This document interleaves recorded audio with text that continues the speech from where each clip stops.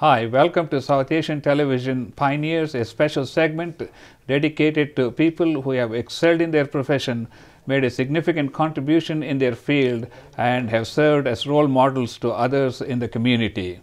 I am Dr. Nick Nickam, your host, and we'll be right back after these messages. Thank you for watching South Asian Television, and keep tuned in. I'm Dr. Nick Nickam. I'm here with Dr. S A Naqi, who was a former professor of pathobiology at Texas A&M, and he's a professor emeritus at Cornell University, Ithaca, New York, and currently he's a professor of immunology at Weill Cornell Medical School in Qatar. Well, Nick graduated from College of Veterinary Medicine, Osmania University, India, in 1961. Yeah. And that's when I should say my career in veterinary medicine started. Yeah. And after I finished my graduation, I really did not know what area of veterinary medicine I should focus. I see, yeah. But it so happened that right after my graduation, I met an individual who became a very close mentor of mine, a professor from Kansas State University, who was an employee of USDA. I'm USAID at that time. And he took me as a student of his, and then I started working with him. And he was the one who was specializing in the development of poultry industry in India at that time. And I became a part of that program, and so my career developed in that direction because of my association with Dr. Elmore, whom I consider to be a person who was the architect of my career. Most influential. And my, yes, he was very influential. What got you interested in veterinary medicine? You know, like most people, want their kids to go into medicine, law, engineering. Yes, you are absolutely right. Yes. I have to admit that I wasn't a very good student. Seriously. Yeah. Well, by looking at your resume today, I don't know if that statement holds good. Well, no, I started my career in a sort of a very modest way. And when I finished my intermediate, I was placed in the second division, and my door to the College of Medicine was closed because the people who only excelled with very high marks could compete to get into medical school. There were only two at that time in Hyderabad.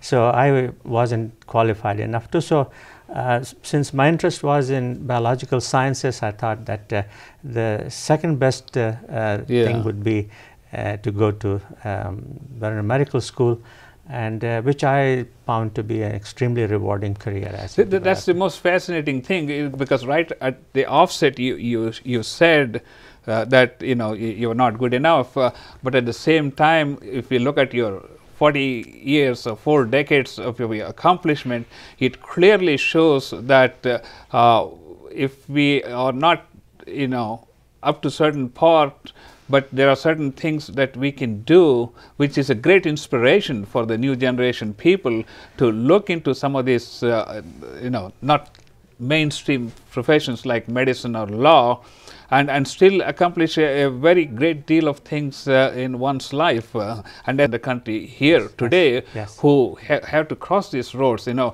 I go to medical school here, or do I go to medical school in Grenada or somewhere else, or England, and do I pursue a different career?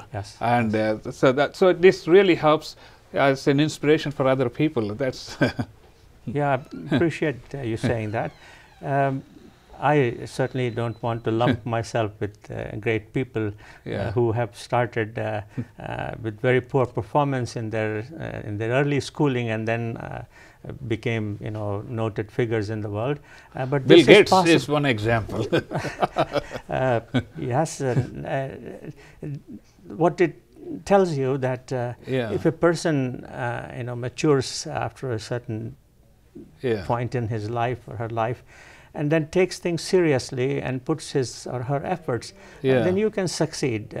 Particularly in this country, the doors are wide open for those people who wish to take things seriously and work on that. I think that's one of the things that we are quite interested in learning from people like you who have spent 3, 4, 5 decades in the profession, as to what are the things that you have learned that can serve as an example for the younger generation. We may not be able to get everything we want, but given the circumstances, what is the best we can make? And you are a very good example of this, and that's why we would like to dwell more into your profession and your achievements and all these things. When did you come to United States? It was in 1965. And you must be one of the earliest immigrants from the Indian subcontinent. I think I have the dubious honor, I guess. I would say. Yes. So it was the mid 1960s I came here. Yeah. And the things were very different in this country at that time, as you can imagine. And I came straight to Texas A&M. And how many Indians were there at that time? It was a good number of Indians, actually. Yes. In 65? Yes. In 1965, there was a good number of Indians on this campus. Actually, if my memory serves me right, among the different countries represented on this campus, India was either second or third in number. Yes. We had a very large, and also at that time, I remember that Texas A&M had a program with the Mymensingh University of then East Pakistan. Oh, I see. There was a large number of professors, junior professors and students who were under training here at that time. So now we had a good Asian footprint on this country. That's interesting, because most of the medical immigration started probably in the maybe early 70s, I would say. You're right. You're watching South Asian Television Pioneers, a special segment dedicated to pioneers of South Asian origin.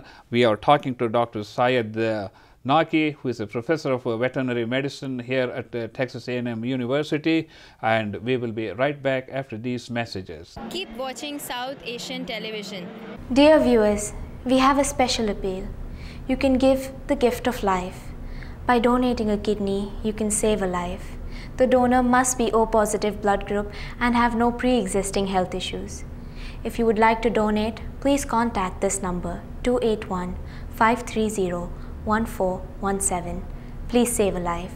281-530-1417. Hi, welcome to South Asian Pioneers segment. I am Dr. Nick Nikam. With me is our guest, Dr. S A Naqi, and we were talking about your migration to United States. And after you came to United States, I guess you got your master's and a doctorate degree from Texas A&M University. Tell us about, what different topics you studied during these 2 courses. Well, since my early training after my graduation from the veterinary school was mainly focused on poultry medicine. So I came here to study that aspect of veterinary medicine. So my first initial 2 years were focused on taking preparatory courses, getting to know the various practices of poultry husbandry plus disease management in this country, because they were very different from India. How were they different here compared to India? That's a very good question, Nick, because it goes back to a very sort of a learning experience, and for everybody, that when I graduated in 1961 in India, as I mentioned to you, the Indian poultry industry was actually a barnyard kind of a setup. There was not very much of any scientific approach to poultry production. It was Earl Moore who can be called as the father of the poultry industry there. And so under his tutelage, I learned what I could under those circumstances.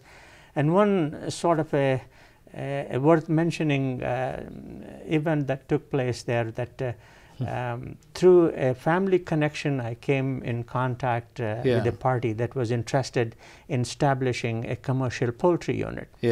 And they hired me to do it.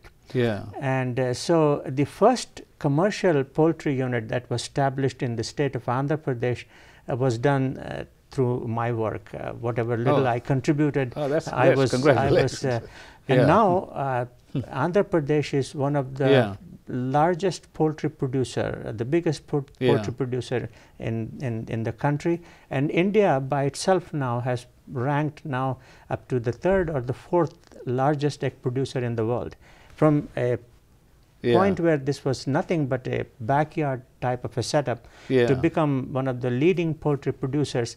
I feel like there was some connection that I can establish with this development. So that was that was that's fascinating, because in the very early stages of your professional career, as you said, if we put our mind and heart with whatever the resources we have, we can truly make a difference. And by leading that poultry industry, you have already shown that you can accomplish great things with limited talents that each one of us are gifted with.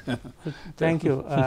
Yes, I do agree with you, and it's a matter of also sometimes a matter of chance also. Yes. It was very fortunate on my part that I got in touch No, actually, with Mark Twain said luck is 99% perspiration and 1% chance.